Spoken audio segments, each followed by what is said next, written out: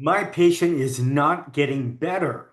Look, a version of that conversation comes up quite often. It might be they think they're not getting better, but I think they are, or I'm not really sure if they're getting better. But I hear it quite often. And one of the first things I ask is, well, how do you know? How do you know if they're actually getting better or not? And the most common answer, of course, is, well, they don't feel that they're getting better. Now, you and I both know feeling versus function, it's a setup for failure right off the bat. So, what I'd like to do is take you through the three steps that I walk doctors through when this comes up. By the way, I'm Dr. Russ Rosen, and I help natural healthcare providers like you thrive in a care versus care true optimal health model. So, I'm always looking at two things: headspace or belief systems and procedures. So, in the three steps, the first thing I want to look at is headspace. And it goes like this: will 100% of your patients get better? Good question. As far as I'm concerned, you're kidding yourself if you think 100% of your patients are going to get better. Now, I get it. I've been to all the rah-rah seminars. If I adjust their atlas, they're getting better. I get that. I really do. So you're telling me that no one's ever been under your care and didn't progress as you had hoped? Well, I set their atlas. I know they're getting better. Okay, I mean, I can appreciate that, but look, you and I know it's not true. You and I both know that there are some people, for many different reasons, that simply aren't going to hold their adjustment, that aren't going to actually get better under your care. So I believe that as long as you believe that 100% of the people under your care are going to get better, I think you're setting yourself up for failure. Again, you may disagree with me far out. That's okay. But it's just my experience. So, step one is to recognize that if you have that contradiction, I think they're all going to get better. But then I see someone that doesn't. That either means that my profession, let's say chiropractic, is a lie or I suck. Neither one of those really help in building your practice. So when I think they should be getting, when I think that everyone will get better, but everyone doesn't get better, then I end up feeling bad. And when I feel bad, that's number one, not good because it sucks. But number two, there's no power in my punch when I tell people the things that I need to tell them, my recommendations.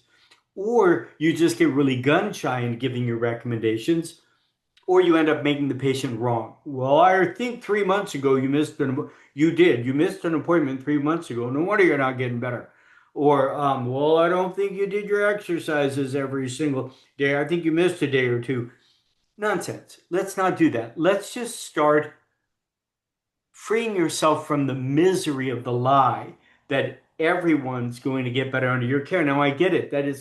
It sounds like a contradiction because if I don't really believe everyone's going to get better, how am I really going to help everyone? I understand that, but in my experience, the truth shall set you free. When you recognize the truth is they may or may not, then you can be honest with them and just tell them the truth.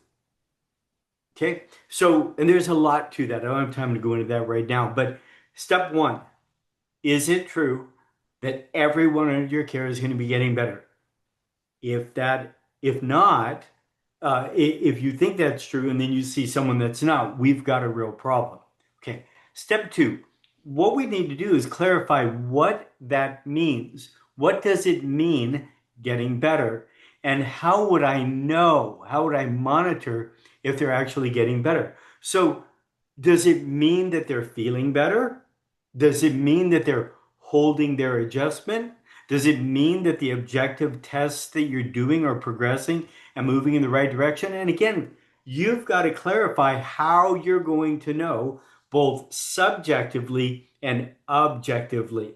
Regardless, you've got to know objectively, regardless of what they're saying, whether they're moving in the right direction or not. Uh, Dr. David Fletcher has a great line, which is those with certainty can wait without anxiety.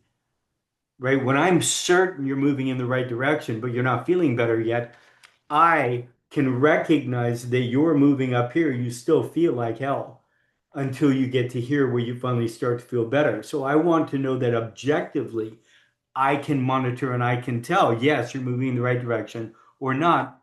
And then again, does subjectively matter? Well, last time I checked, and it was, it's been a lot of years since I was in school, but the sensory part of the nervous system was part of the nervous system. So at some point, should they start to feel better? Well, I'm going to suggest that if they're actually getting better, and again, they may go through a reactivation or a retracing and feel worse, but eventually, if functionally they're getting better, odds are they should start to feel better. Okay, step three. Step three is how do I communicate it? So in the report of findings, when I'm doing my care plan, I really want to talk with them about this is what you should expect. I'm going to recommend this many visits over this period of time, and subjectively, you should expect to feel this. And objectively, you should start to notice this.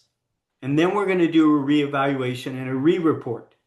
And assuming all is well, we'll continue. And we're going to recommend this many visits over this period of time. And subjectively, you should notice this. And objectively, we should notice this. And I think we really need to be able to have that conversation with them. It isn't guaranteeing it because everyone heals at a different rate. But this is a conversation we need to think through and understand of what we expect and be able to have that conversation with them. Again, such a critical piece of the puzzle is doing reevaluations and doing good re-reports. Now, one of the things I do is I get clear on my 3-visit rule. My 3-visit rule is this, and I'm going to monitor you closely.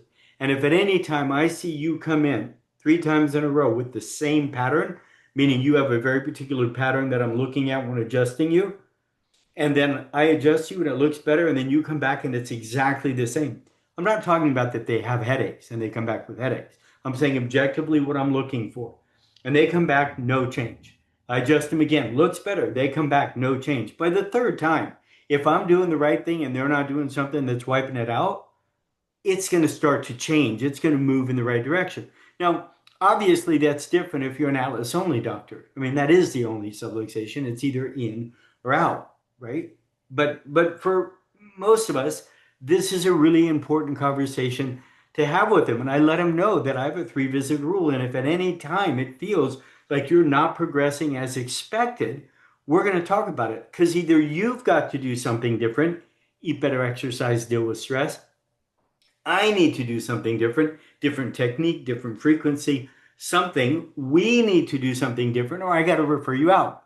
What I don't want to do is bang away on the same thing for an entire year and at the end of the year say, well, dang it, that didn't do anything. And I think it's very important to discuss that with the patient so they know that you're monitoring closely and actually do it.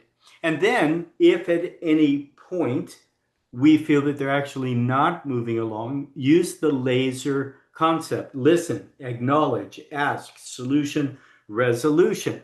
So I would acknowledge I am a bit concerned with what I see going on, that you are not progressing as I would hope. Ask, do you feel the same? Now, I can't tell you how many people I had that conversation with over the years that said to me, Doc, don't quit on me now. You're the only person who's ever helped me. I'm definitely moving in the right direction. So that's a really common one. Sometimes they would say, yeah, I got to be honest, I don't think I'm coming along either. In which case we need to look for a solution. They need to do something different. I need to do something different. We need to refer out. So if you run into these kinds of challenges, I hope you found some value in this. If so, please let others know. As always, much love and aloha. Bye, gang.